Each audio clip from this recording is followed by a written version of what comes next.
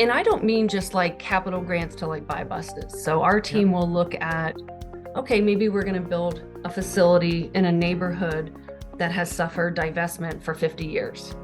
We're getting ready to build a new transit center in a neighborhood that has 15,000 jobs, no daycare, no grocery store. Access to education is very tough. So our facility is going to be built with daycare, the food bank, and classrooms inside. So that opens us up for grant eligibility with workforce and food insecurity. So pursuing grants that might not normally seem like a transit grant. And so our team is able to offset a lot of our capital costs, which then in turn helps us save that money. Now, we have plans for that money. It looks like a lot, but considering that this community is growing so fast and we need to really build out our mobility system, those reserves are intended to bolster our local match for major federal capital improvement grant programs. Welcome to the Mobility Innovators Podcast.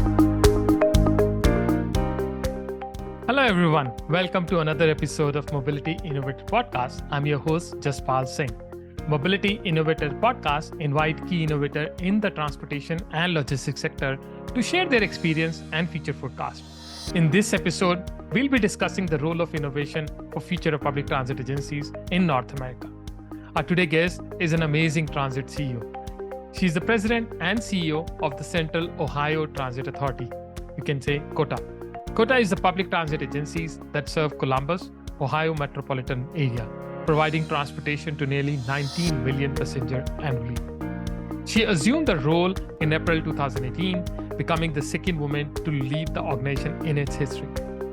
Under her leadership, COTA has focused on improving the service for customers, including increasing the frequency of services on high-demand routes, launching the new program like COTA Plus, a micro-transit services that provide on-demand transportation within certain zones in the Columbus, Ohio.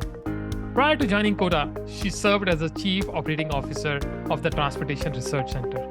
She also held several positions at the Ohio State University and the Ohio Department of Transportation. She's a strong advocate for public transportation and its role in promoting economic development and social equity.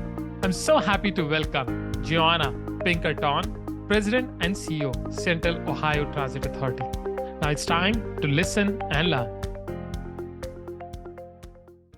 Hello, Joanna. It's great to have you on the show. Looking forward to our conversation today. When I met you first time, I saw like there is so much to learn from your experience. So I said I should talk to you for this podcast.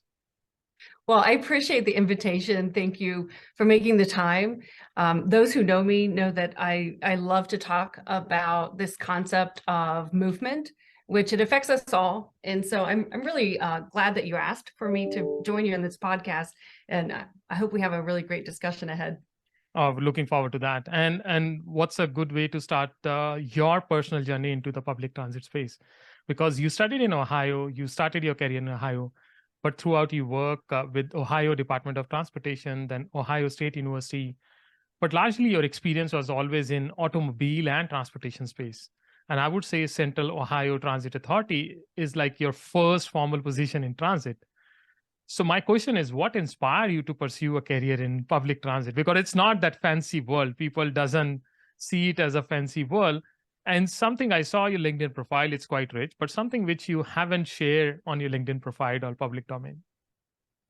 Well, I appreciate you asking, particularly because I don't think any, little child or young person, girl or boy, wakes up one day and says, I want to be a transit CEO. And that certainly is true for me. I never woke up thinking I'm going to be a transit CEO. You're right about my background. It really started with engineering. So engineering can encompass a lot of things. So had a background in all public infrastructure systems, water, sewer, environmental, stormwater, and of course the roads and the bridges side. Yeah. And there was this tipping point at some point in my career where, I understood how to build things, particularly, let's say, the horizontal side. And then, just my understanding of where tech was going, and was recruited into the automotive research side. And there was this synergy of like system, right? Like the thing that holds it and then the part that moves. And as I learned more about advanced technology in my automotive work, it became really clear that the transit systems we have in place is really the system that is going to be built and retooled. It's going to be kind of the spine of this next generation of mobility systems. And when the COTA board approached me, initially I was a little hesitant, as you might imagine, but it's something about engineering. When there's a problem statement, you can educate yourself, you can learn, listen, surround yourself with experts.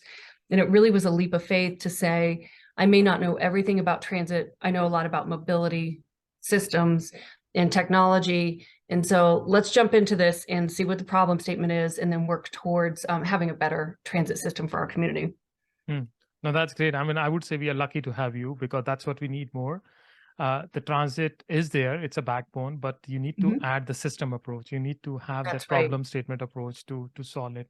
Now, you have developed at COTA this short-term strategic plan for 2024, as well as a long-range 2050 strategic plan.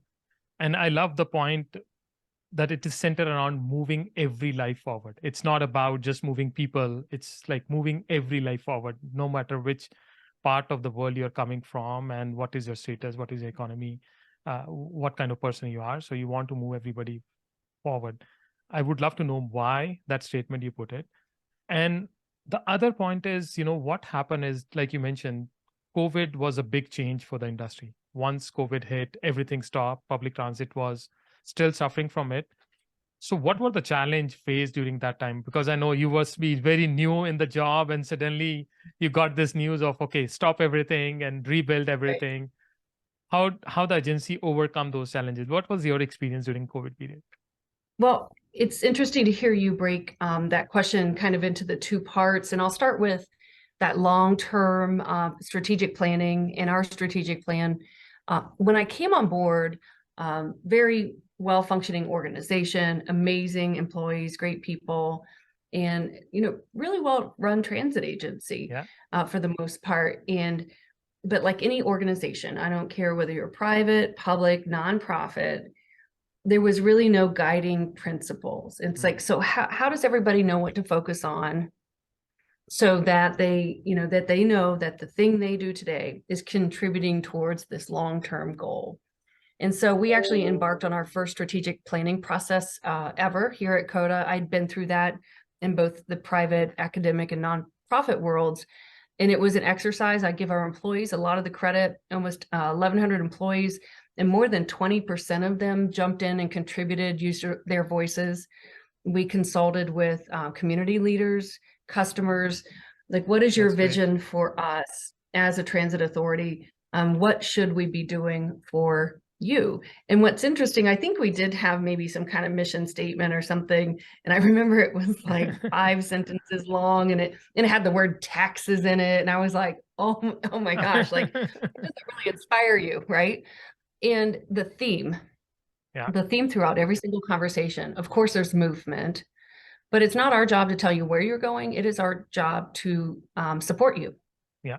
And what is it that, ubiquitously, we can all agree that everyone deserves opportunity, and we want to move you forward wherever it is you're going. So I'm not going to say that it's right or wrong, or that it's only good for medical or healthcare or for school.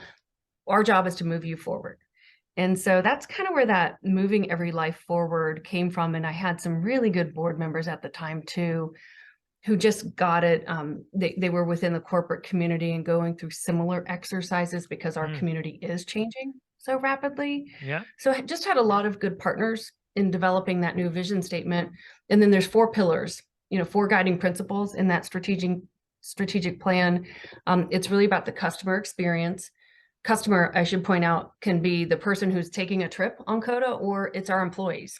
So what is their experience like being part of mobility? Prioritizing data and analytics, like any organization, data rich, but analytics, a little weak on the analytics side. And what is it telling us? Yeah, I see you shaking your head. That applies to every organization, so prioritizing that data and analytics was another pillar. advancing mobility options. We Yeah. were a fixed route service in Central Ohio. Central Ohio is growing. Consumer preferences are changing. So figuring out what mobility options should be, and then of course, achieving organizational excellence, which is what led us to make changes internally. You probably know that we've been named the most outstanding transit agency in the nation twice in 4 years. And really that organizational excellence and commitment to top-notch service was driven from that strategic plan.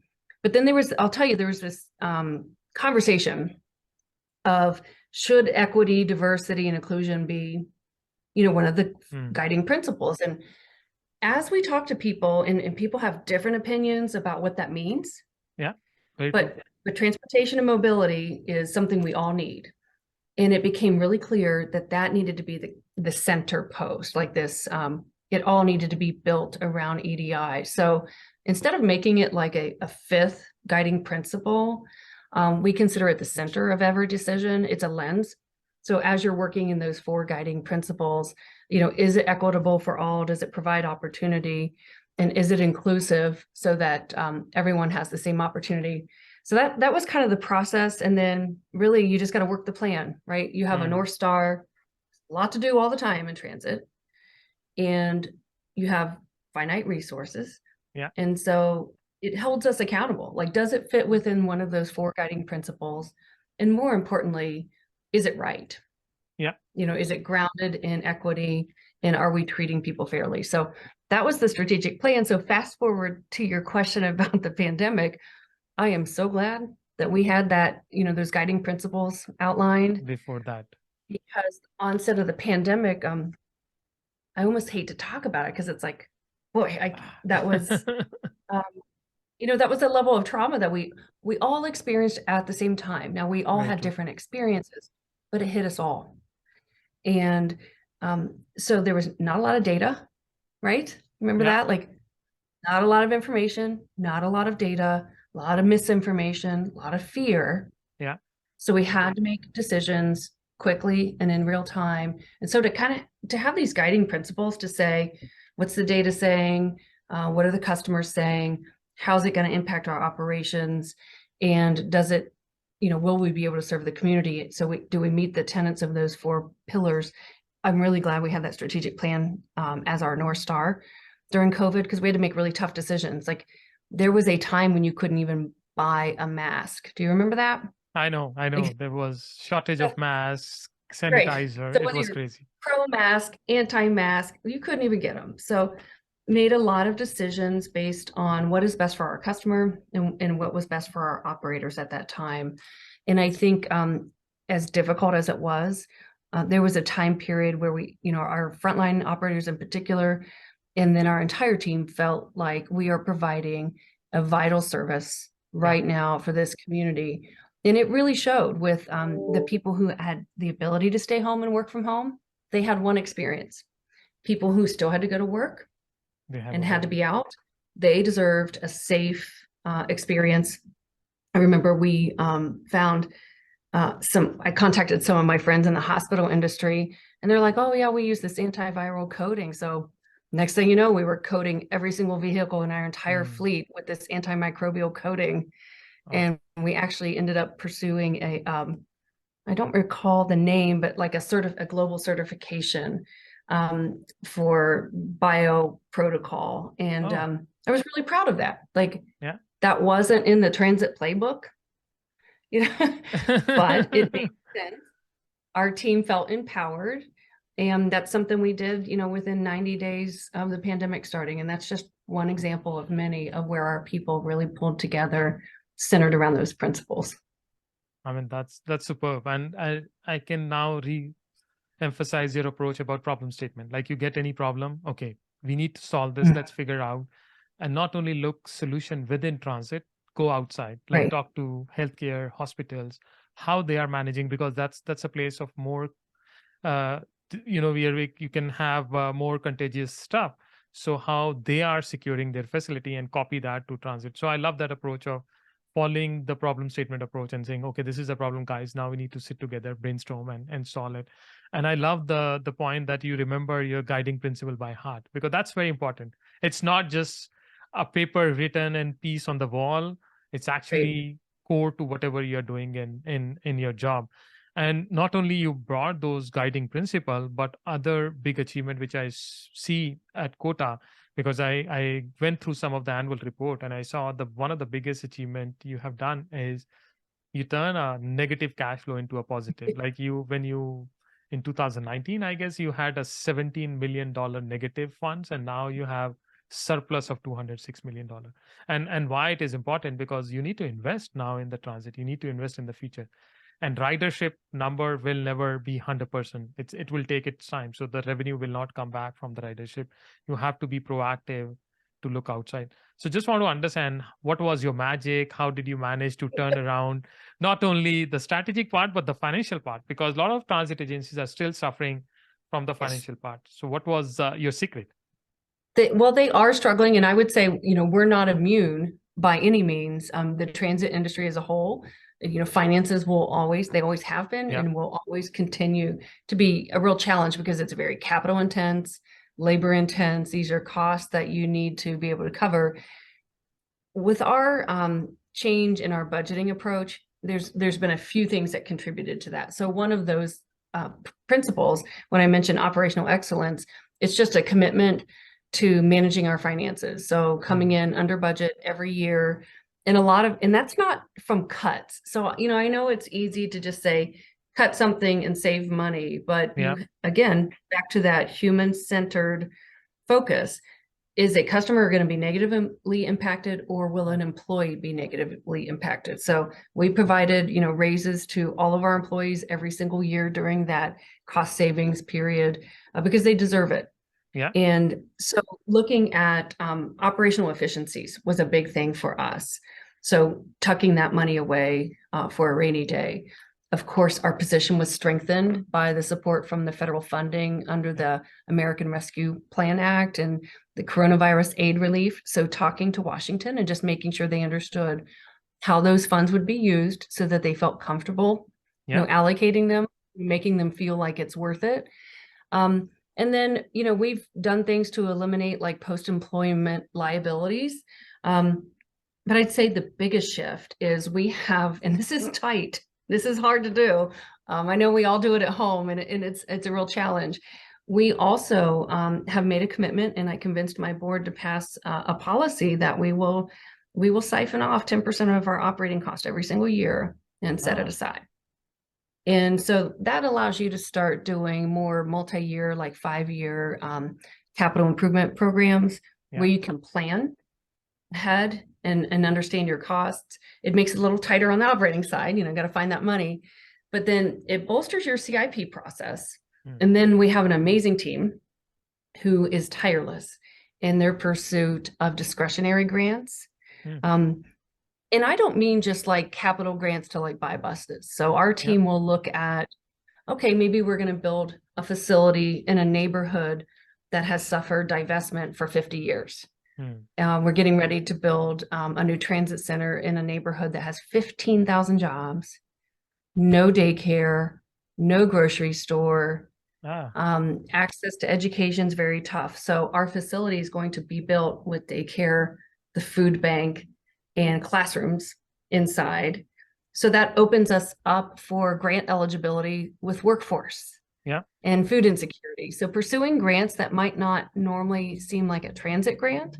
And so our team is able to offset a lot of our capital costs, which then in turn helps us save that money. Now, we have plans for that money. It looks like a lot, but considering that this community is growing so fast and we need to really build out our mobility system, those reserves are intended to bolster our local match for major federal capital improvement grant programs. No, that's amazing. And in fact, in Hong Kong, all the transit center has a daycare, grocery center. Is that because right? they want, Okay. because they want people to come, drop their kid, go to their office, come back in the evening, pick their kid, do their grocery, and then go back home. So that's how the transit should be integrated with everything, because otherwise you need to go to the west side to drop your kid and east side to do shopping and north side or south side to work and home, it will never work. So you have to bring everything together. So I'm glad you are actually thinking and doing something which is unique. I haven't heard transit talking about creating a transit center, not only for bringing buses, but bringing daycare, grocery, shopping center, or other utilities so that people come to one point and they can go home peacefully. So Well, amazing. it's interesting that you point that out, and it makes sense. Like once you say it, it makes sense because easing people's travel and their Yeah. journey, we all agree with that. We have some really interesting land use practices in the United States. And so nothing is connected and you have to almost drive or transport everywhere, not very walkable communities. We certainly have suffered from that in Central Ohio. Yeah. With zoning changes that were made back in the 1950s. So it's really important to us. And through that strategic plan process, we heard from our community, like, what are the issues? We know housing is an issue.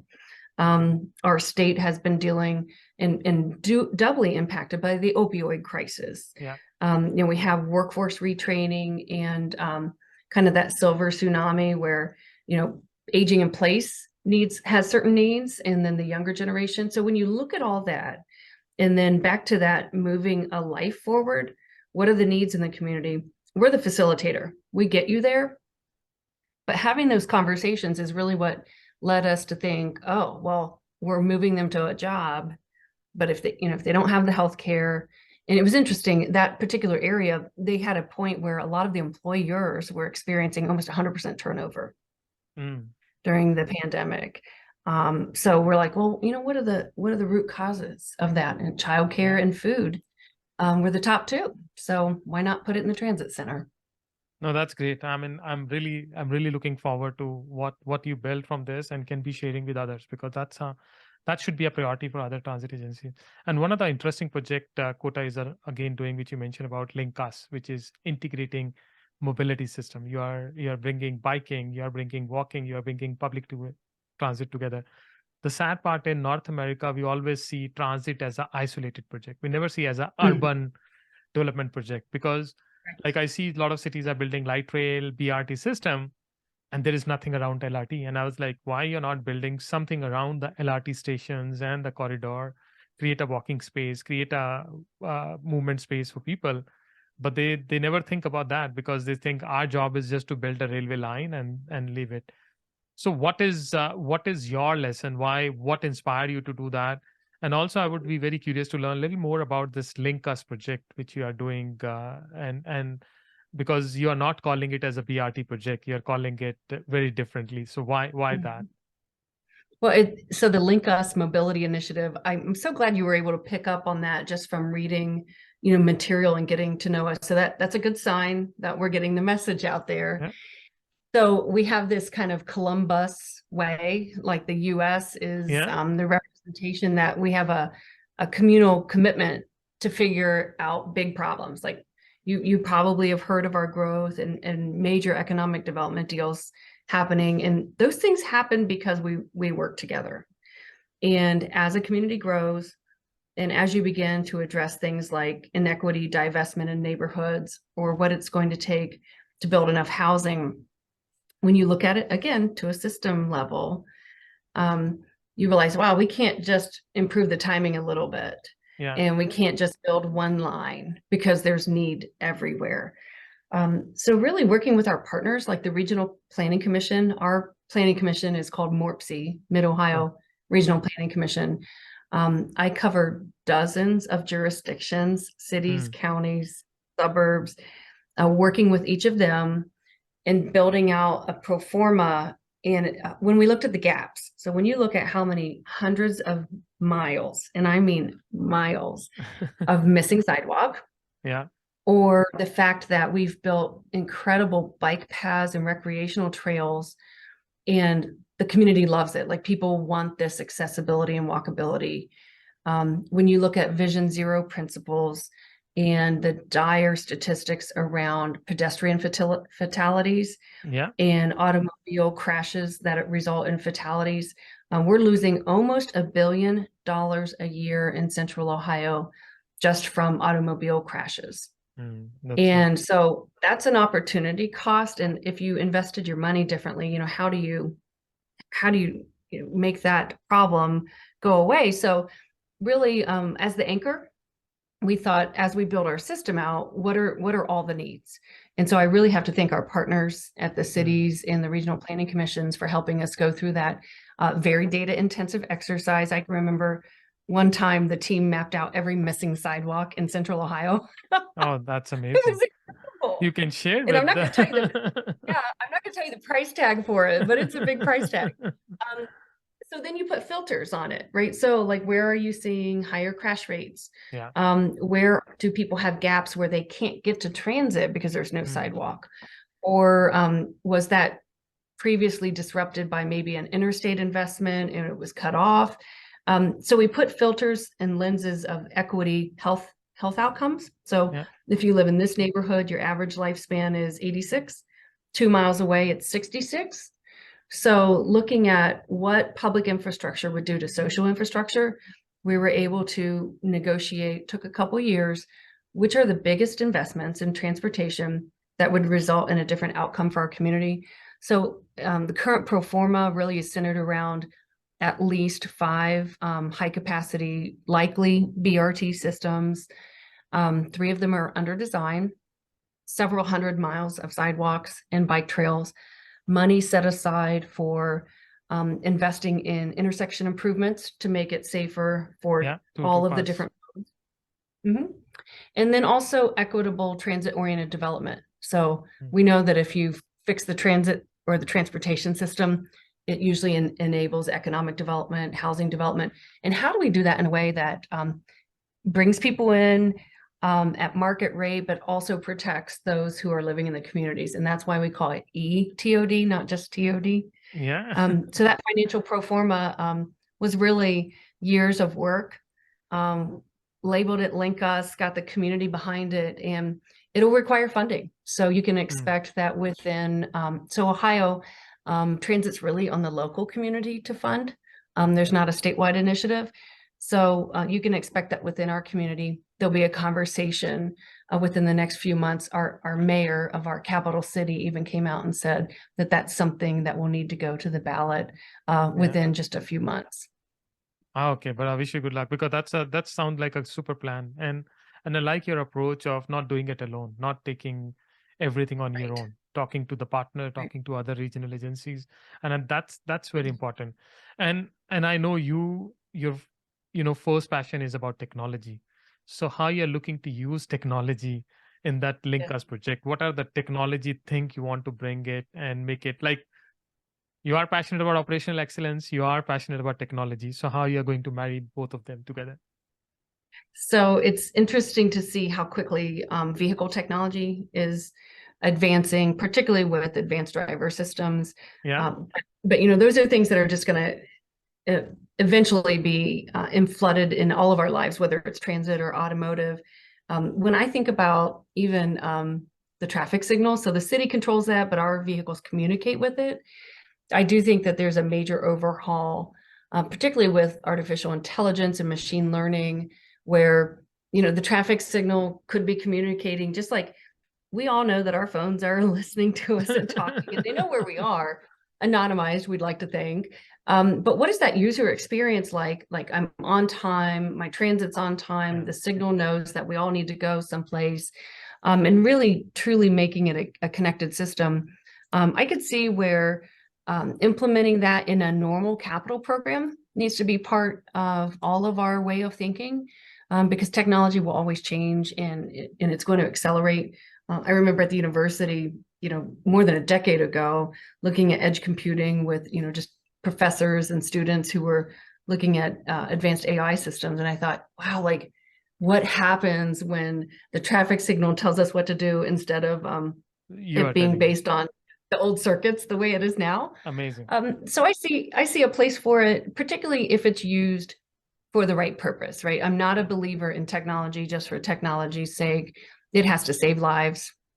It has to, reduce our emissions and our carbon footprint.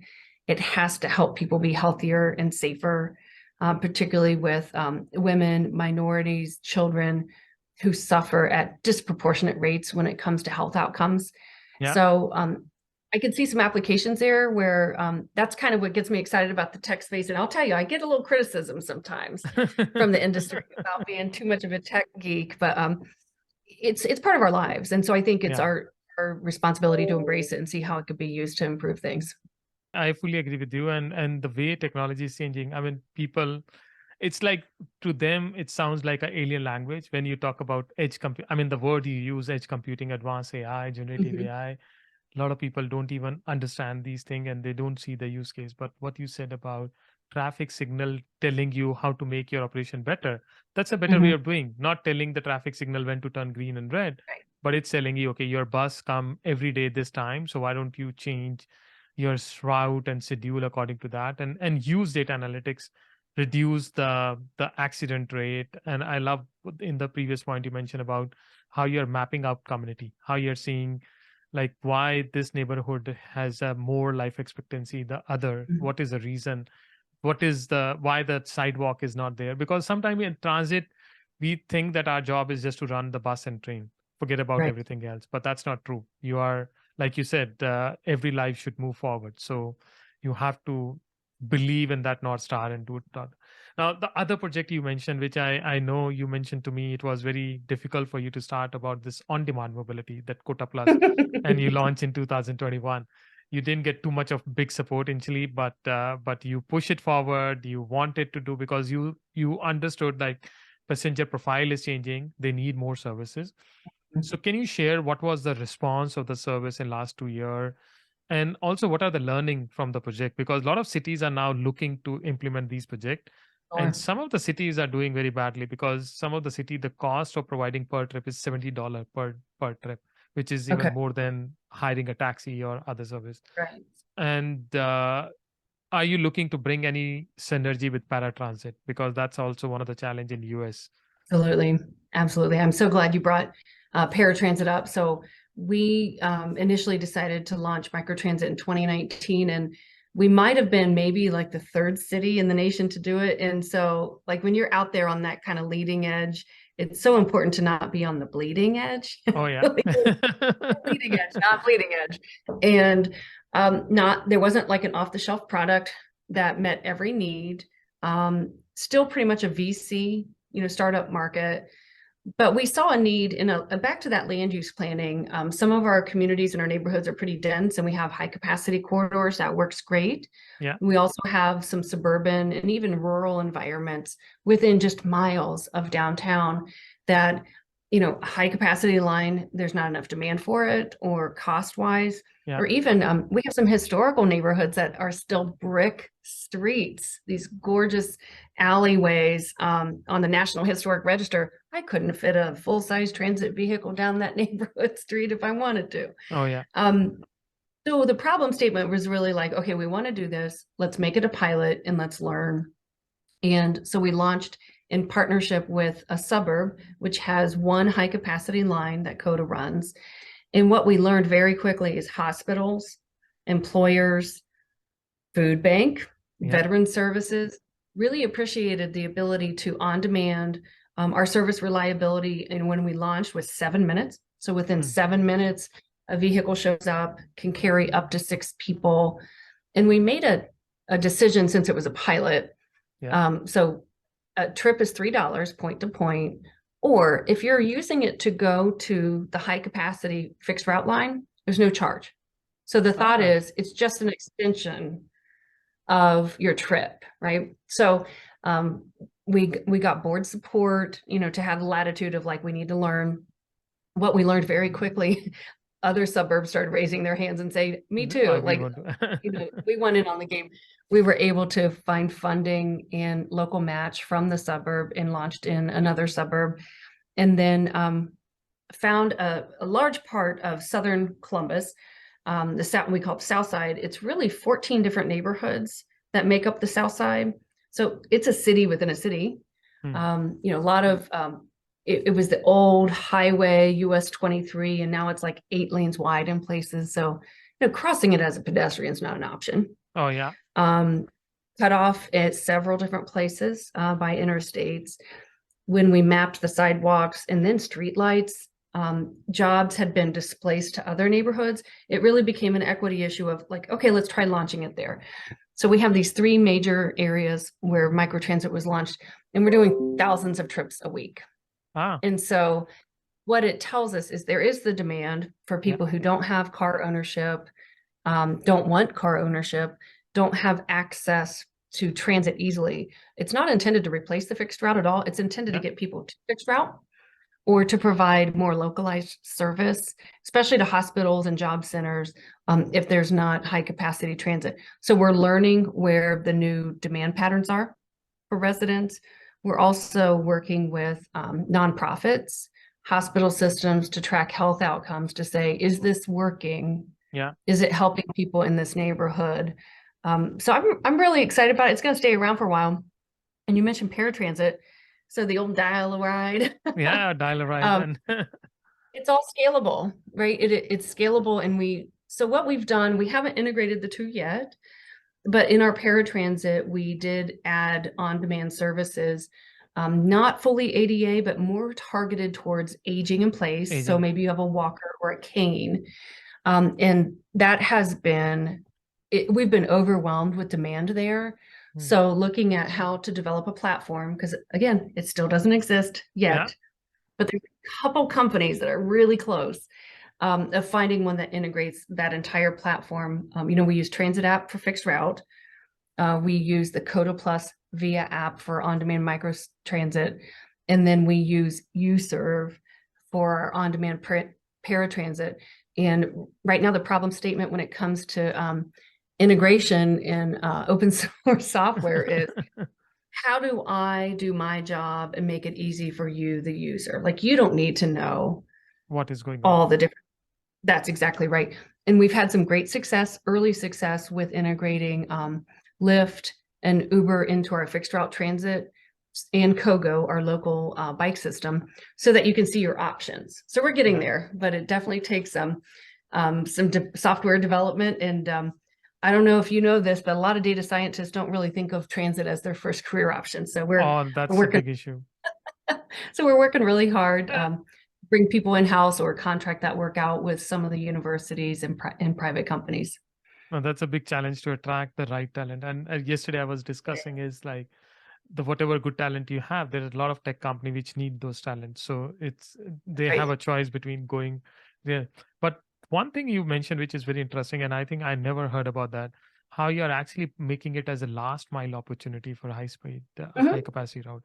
Because I Right. don't think any other city is doing that. Like you can use on demand mobility to go to the Mhm. transit center or high capacity route and you're not being charged. So that's superb. So kudo to you for that because I think that's unique. I haven't heard about this, or I don't know if any city is doing, but this is first time I heard that you are actually using on demand as a last mile connectivity for user. That's actually what drove the initial conversation. Is there are so many places in, it's kind of a Midwestern thing with our zoning, and then also how the interstates are laid out. Some neighborhoods are really great for walking. Yeah. Others, you get off the transit system and you don't have options. So that becomes a barrier for people to Mm. want to use transit. So we thought, okay, what does this last mile solution look like? Not everybody walks, not everybody bikes. If you've got a kid or a stroller with you, the bike's not an option. So Yeah. it really started as a first last mile problem statement. Amazing. Again, problem statement. I think that's the core of this conversation is that always look every problem as a statement and try to solve it. Now, other important thing which I'm big fan of Kota is doing is that you partner with Rev1 Venture to set up the Go Mobility Lab, which is unique. I mean, there are some transit agencies which have in-house team to do that, but setting up a mobility lab is something unique. And I think you got some integrated mobility innovation grant also of 1.7 million from the FDA, which is second unique feature you have there. And you're looking to use AI and machine learning to improve the efficiency and customer experience. So can you discuss the role of Go Mobility Lab, how it's supporting innovation and collaboration in transit space, and what are the lessons you want to give it to other agencies? Let's say if some agencies say, okay, we want to follow this model, how should they do Sure. it? Well, I appreciate you asking that question. That really is a great question. And I have to give kudos to other leaders within the transit agency. When I came on board, It came from a research, but very applied research innovation space, and thought, okay, who's the innovation department or the equivalent of? Because that to me is just such a standard business practice nowadays. Yeah. There wasn't one. We worked really hard to recruit. Our chief innovation officer is pretty amazing, and she's also an engineer. Interestingly enough, comes from the aviation industry. Oh, amazing. So, and has a CX background from her years at IBM and other places. But so the concept was, okay, we're going to invest in this. So there has to be a commitment from the leadership top down. And I Oh, yeah. spoke to a few others in major cities. They were very welcoming. You know, we're Columbus. Sometimes people are like, oh, that's a big city. Or sometimes they're like, where's Columbus?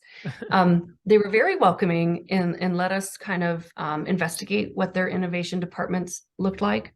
Yeah. And I learned very quickly that it has to be a top priority, you know, CEO level, and then immersed as a layer throughout the organization. It just can't be this department over here. Oh, yeah. So set that up as a priority. Didn't have the Go Mobility Lab at first, and our chief innovation officer very quickly came to realize that there's people who want to partner with us, but we didn't have a mechanism. Yeah. So that partnership with Rev1 was really important. My advice to others is, one, you can do it. It doesn't matter if you're big or if you're small. Yeah. You can scale it to what works for you. But then you have to have a mechanism, you know, just like, I guess it'd be like business development. And so what Rev1 does for us, we're really fortunate in Columbus to have a great VC and startup community. And they are the nonprofit arm where nonprofit or VC is invested, and then startups come in to be vetted to try and win funding. So we reached out to them, and they do this with a lot of other organizations. They help Nationwide Children's Hospital. Oh, they amazing. help SWACO, which is our solid waste authority. They have partnerships with, I think, with Nationwide Insurance and like the local pizza chain and their innovation labs. So they really became the administrative arm for us to kind of vet ideas. Like, is this idea about mobility going to fit within one of those pillars to help people? And if so, then the project moves forward. And then a key element is, can we bake it into our capital budget? Is it something we can allocate operating dollars to? Or more often than not, like you mentioned, the $1.7 million FTA grant, can we go find a grant for that? Yeah. There was not a grant for artificial intelligence in 2021, but we took it to that JPO and R&D concept in USDOT and said, what kind of funding is there if we can prove that integrating AI with our traffic management will help first responders, will save lives, and reduce emissions? And so that's how our team won that grant. But really, it's about setting up the pipeline of how you're going to manage the projects, because there's a lot of good ideas out there. Yeah. But not all of them, you know, being able to prioritize which ones to invest in is really important. And spend time in. And I think one important point you mentioned is, you cannot, again, you said you cannot do it alone. You need to have partner who understand the space, and transit can be a platform, but how to vet the idea, how to attract the right founder, because I meet a lot of founders, they are passionate, but not everything is going to work. So you need to filter out which are the idea which will work out. And this VC ecosystem, they understand the space better than the transit world. So we should not spend time and effort where we don't have capacity. Let them do that and work transit as a platform to use those ideas to improve the system. I fully agree with that. And that's why I see a lot of cities and a lot of departments set up the innovation department, but it never worked. There are very few examples where it worked. It really does have to be organization-wide. It cannot be isolated. And that was some great advice I received from other leaders who were having success. And then also the removing the risk or the fear of risk. So government agencies have a tendency to be like, this is the procurement process. And yes, there are laws and we follow all the laws, but that doesn't mean you can't figure out what's out there. And so, you know, sticking with that model of, I only buy this part to do this thing, it's really a mindset shift of, okay, that's the problem statement and I need to go find a partner. And so often what happens is there's maybe only one or two in that space. So figuring out, working very closely with your finance department, your board of trustees, and figuring out how you can fund startups or pilots Yeah. is a really important part of the process. And also the procurement team. So I think one of the best job is done by Transport for London.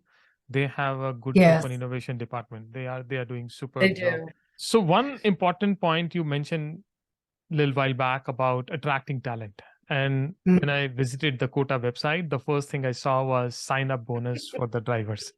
And right. you're not unique because whole world is facing this problem of staff shortage, especially the transit operator, mechanical staff, the workshop staff.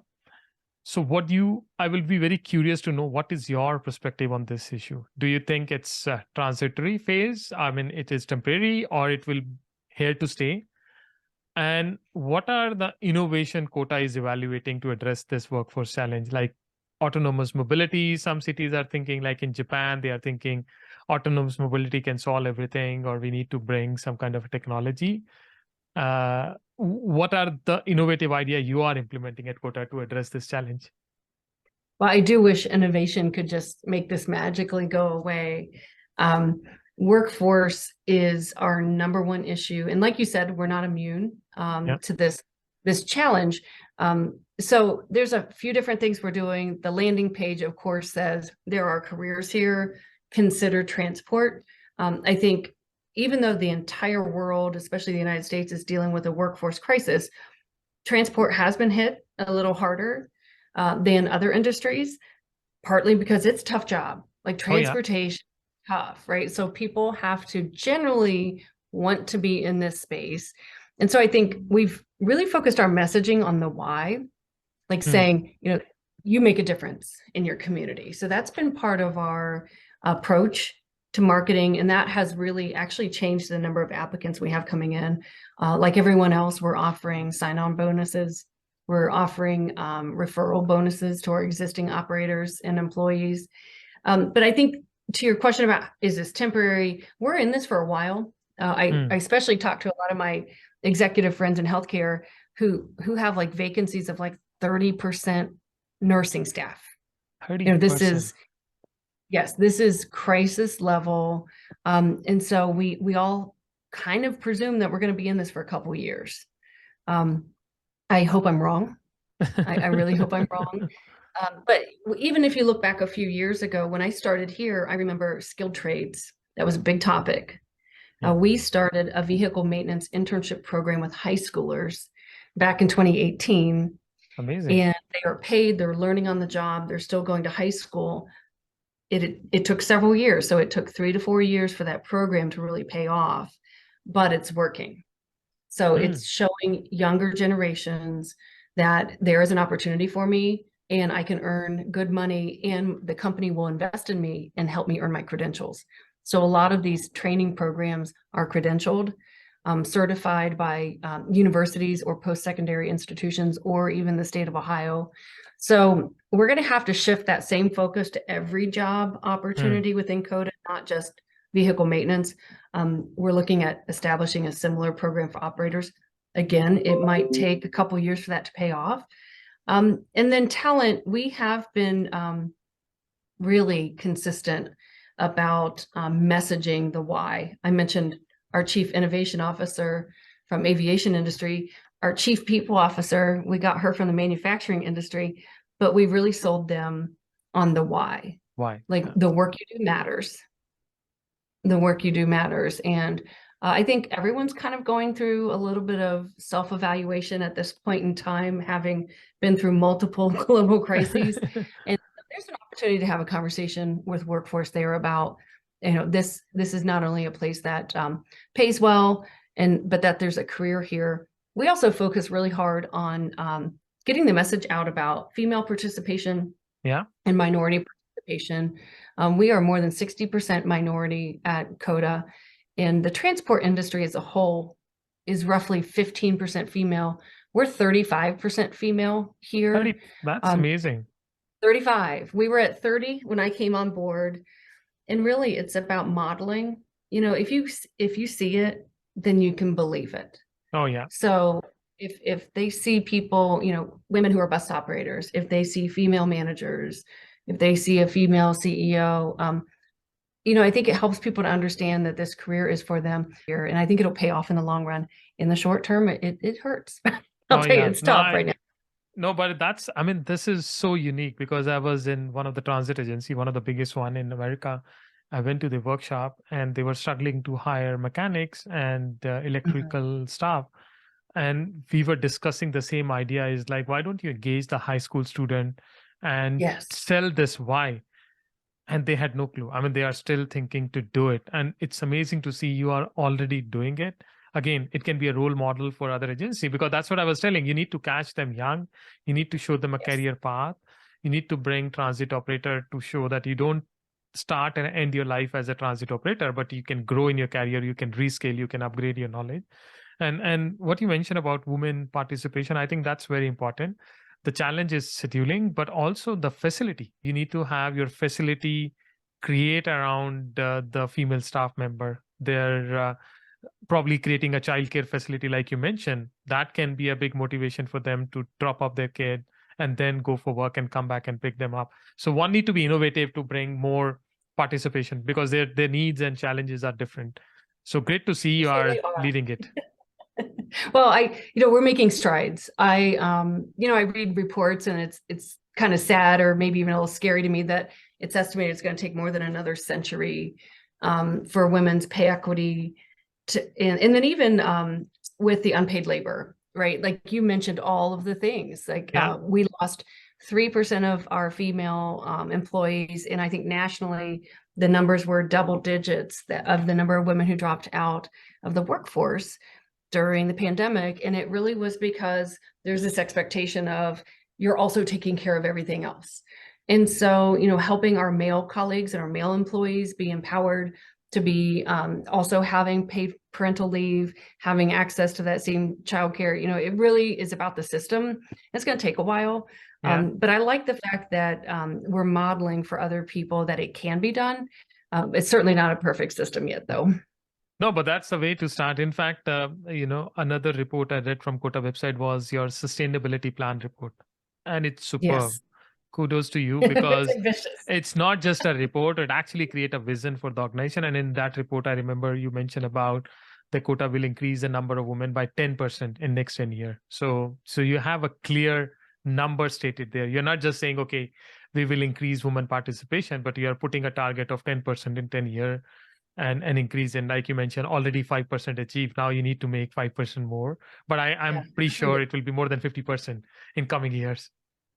I have to give a lot of kudos to our chief engineer. He is a Navy veteran, worked in the railroad industry, really committed to serving others. And when he took on the challenge of our sustainability plan and brought consultants and minority groups in, and we talked about what does sustainability actually mean? So we can set targets to be carbon neutral. We can reallocate our capital to accomplish this, but why? Back to the problem statement. Why are we doing it? Yeah. And it really boils down to, our children, subsequent generations, from an equity lens, who's being impacted right now. And so that's why there's goals in our sustainability plan about people, Yeah. not just vehicles and buildings. So I was really, really impressed with him and his team to look at it from a human-centered design concept. Yeah, I mean, it's that plan. I feel it should be sent to all the agencies. It talk about people. The other important point which I read in your sustainability plan, and you can see I did my homework, You did. is you have your zero emission target, but your zero Mhm. emission target is very different because other agencies, they say our full fleet will be 100% zero emission by 2030 or something like that. Mhm. But your emission is that you want to actually reduce net zero. You want to be net zero greenhouse emission and Right. PM2 particle emission by 2045. So you're not talking about only the vehicle emission, you're talking about everything. And Yes. something which I found very interesting, again, I was so impressed that you have a mission to reduce the $10 million in community saving through avoided work disruption and medical cost by this goal. So you're not just saying, okay, we will have green buses, but you're saying, Right. okay, how will we see the benefit? So $10 million of saving through this medical cost and economic benefit in the county. Can you share what is the net zero strategy of COTA and what are the key bottleneck for the adoption of this strategy or moving toward electrification? Well, it's interesting to me that certain topics, so whether it's climate change, equity, sometimes these are polarizing. Yeah, I don't know why, but they are. So let's acknowledge that different people have different opinions about what needs to be done. And humanizing this is what was really important to us, to avoid or to help clear bottlenecks. very true. So the business community, I think, largely understands climate change and the fact that it's a risk to their bottom line. But me saying, oh, we're going to have net zero or zero emission vehicles, unless you're a tech geek or maybe a mobility geek like me, it's like, okay, whatever. It just sounds like you're spending more money. Yeah. But when you look at some statistics like childhood asthma or the fact, and so this is a statistic in Ohio, I'm from Southern Ohio, and in that Appalachian region, along the Ohio River, the antibiotic use, the asthma, the infection rate with upper respiratory diseases, are 3-4 times the national average. So if you can humanize it and say, I'm not just spending money to have zero emission vehicles, I'm doing it because we will be able to improve your quality of life. So I think transportation maybe got a little lost in being able to tell their story about what services we provide or what we're not doing well, right? Transportation's now #1 source of pollution in the United States. And how it is that we got to that #1 status is not okay. So tying it back to people's health and welfare, like you have to be able to move in order to live and to be prosperous. And so we look at these type of things, might be a bottleneck that someone's like, climate change isn't real or it doesn't affect me. But then when you talk about, health outcomes or graduation rate, that's really, I think, the biggest bottleneck we have as far as I've got a great board and I happen to have a great community, Central Ohio. Not everybody might agree with that. And they might say, what is this, electric craze or zero emission craze? But I think time and communication will prove that this is the right step to take. I love your point because that's where I think the communication and storytelling is important because you need to, again, you come to that point of saying why you're doing this, why we are actually, that's a lot of agencies don't understand why we need to have electric vehicle or zero emission vehicle is because not just to have a fancy toy, but you actually want to make transit more sustainable.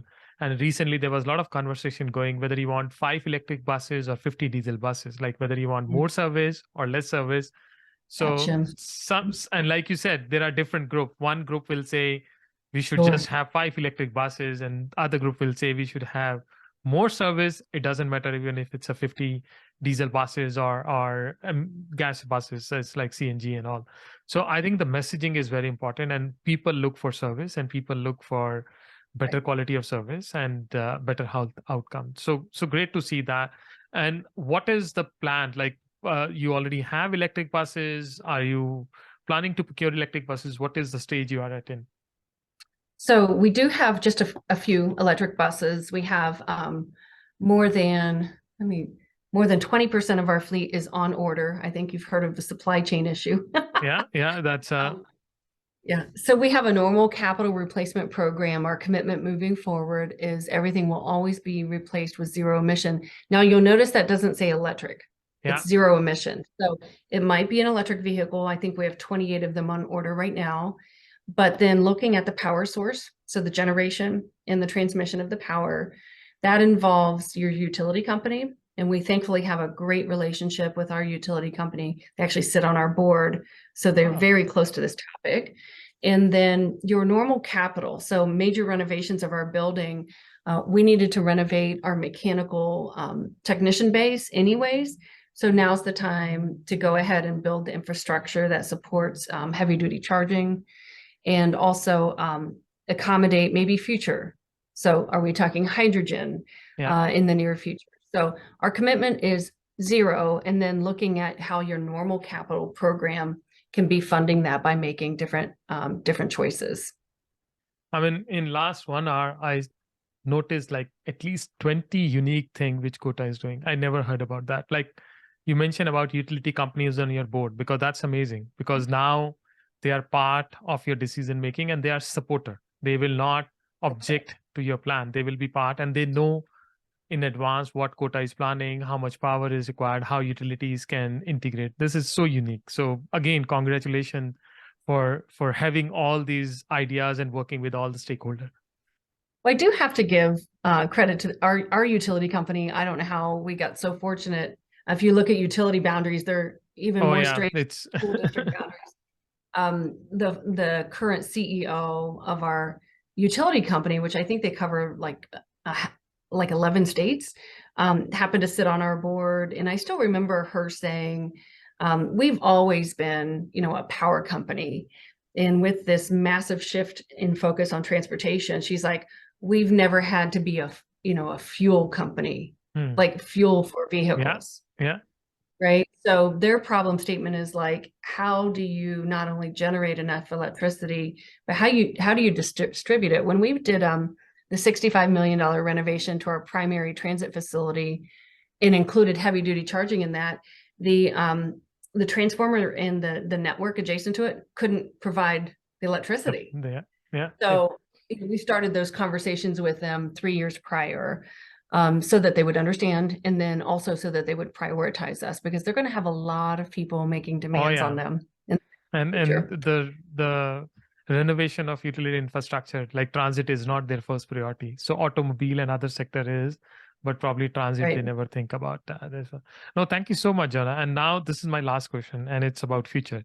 So what is your prediction for 2035 regarding the future of mobility? How do you see 2035 look like, and how do you see the role of AI and ML transforming public transit sector? That's a really big question. So I might go a little higher level, maybe, if people who are thinking like wheels on the ground, I'm going to go a little higher level. John Q. Public probably doesn't think about transportation demand modeling. But everything we do in transport is based on historical. It's like rear view mirror instead of windshield. Yeah. So I do think whether it's AI, machine learning, or what we're going to learn from alternative fuel vehicles, priority shifting to say transportation systems should not kill people. They should not have poor health outcomes. I think all of that is going to switch to more information being available, and maybe even some predictive in real time information and analytics, so that we get away from this old transportation demand modeling that predicts the future based on what was done in the past. If ever there was a case study for this, it would be the pandemic. Yeah. So people are traveling different. Their work environments, whether it's hybrid or all from home or in the office, it's all different. So I think kind of doing miniature transportation system redesigns all the time based on technology being able to tell us what's going on is the future. And more real time. So we'll get more real time feedback, how things are changing. And I fully agree with you. And sometimes I give example to people about Uber because I work there. And idea is not to say anything particular about the company, but is like they have predictive modeling setup, and they tell the taxi guy when and where they should be because they anticipate demand in advance. They don't.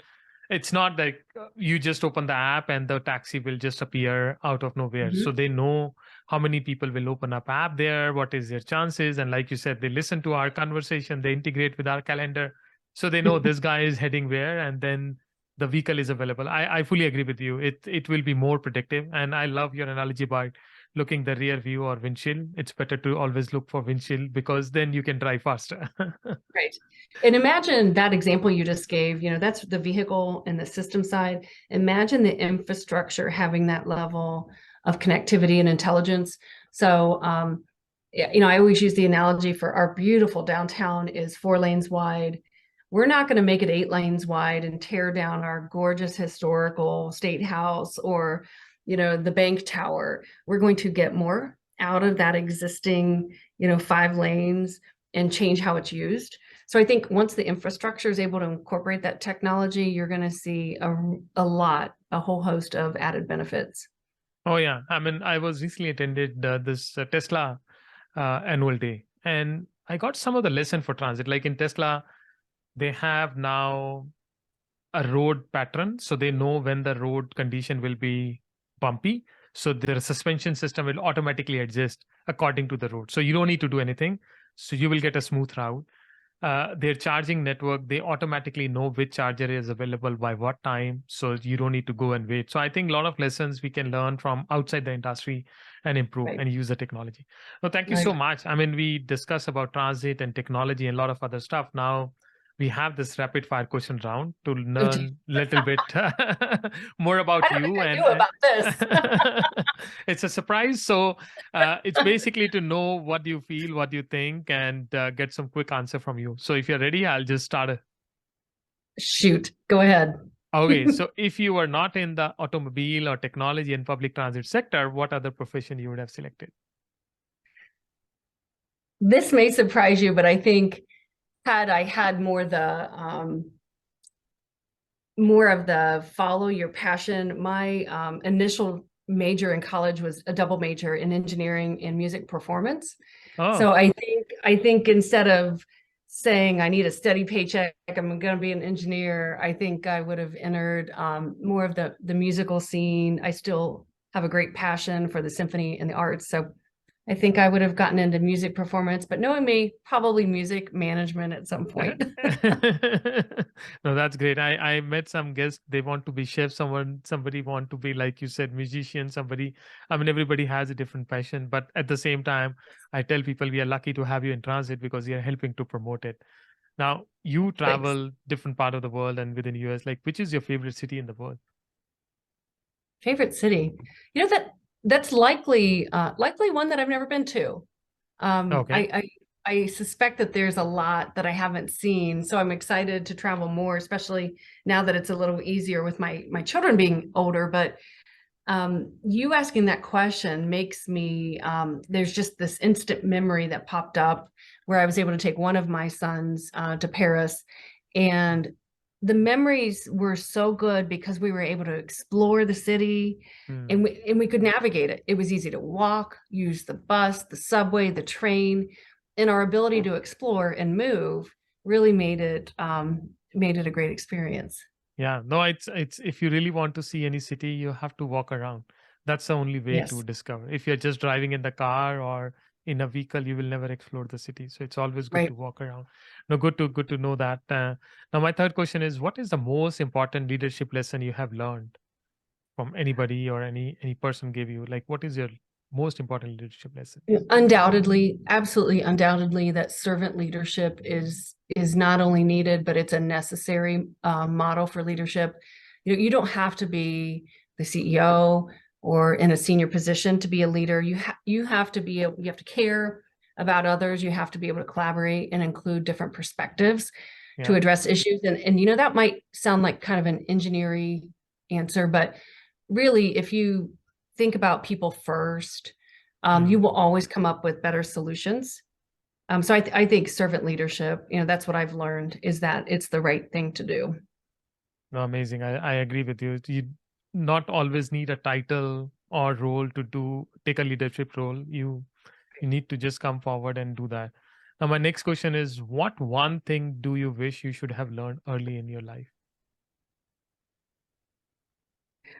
I have a real quick answer to that, but I have a, more thoughtful. First of all, I wish Yeah. I would have learned coding. So I do plan to go back and learn how to code. But I wish I would have learned that kind of, I'm going to say this in air quotes, norms that are imposed on women, by certain groups of people. And I understand it's not the majority, but kind of those that bias that's imposed on women, it should not be a reason to not speak up or Yeah, advocate for myself or for others. that's I think both are important point. But I like your point about like you need to learn early in life that speak out if whatever Mhm. you feel. And I have twins, a daughter and son, and I treat them equally. And I tell my daughter like you have first right to say, he doesn't. So I'm training her Yeah, in that way that you speak out first, not him, so I've that they always learn. Yeah, I've always had a voice and I've always known what's inside here. I don't know that it took me a long time to learn that. Great.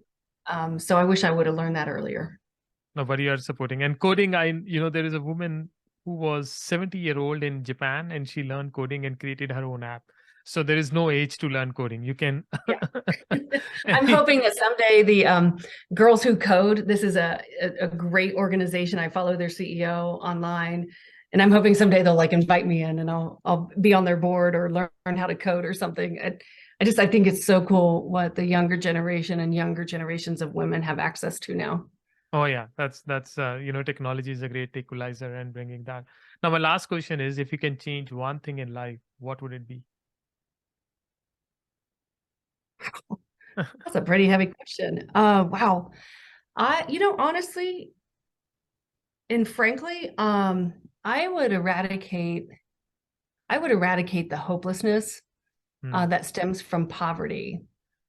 You do not have to have material wealth to be happy, but the hopelessness which stems from systemic poverty is not something anyone should have to endure. It's really hard to get out of and overcome. Have seen it firsthand, have firsthand experience with that, and so that hopelessness associated with poverty, I would just eliminate that for people with the swipe of just like that. Yeah, no, that's a great point, and I think that's the biggest thing people need. It's not the material wealth; it's the hope to do something bigger and better, and that's what can motivate everybody to move forward. No, that's a great point. Thank you, John. I really enjoyed our conversation. Like I said earlier, I got like so many new lessons from this conversation. I wish like I can tell other transit agencies to at least copy 5 or 6 idea from this and implement, because what you are doing, after seeing so many transit agencies around the world, I know a lot of things you're doing unique, and I'm happy that I'm doing this conversation so that we can share this idea with others. I appreciate you sharing. Thank you for bringing us into your fold. Thank you for listening to this podcast. We'll be inviting some other inspiring guests in the coming week. You can subscribe to this podcast online to get the notification for the next episode. If you like this podcast, please don't forget to give us a 5-star rating, as it will help us to spread our message. If you have any feedback or suggestion for this podcast, please do write to us at info@mobility-innovators.com. I look forward to see you next time. Thank you.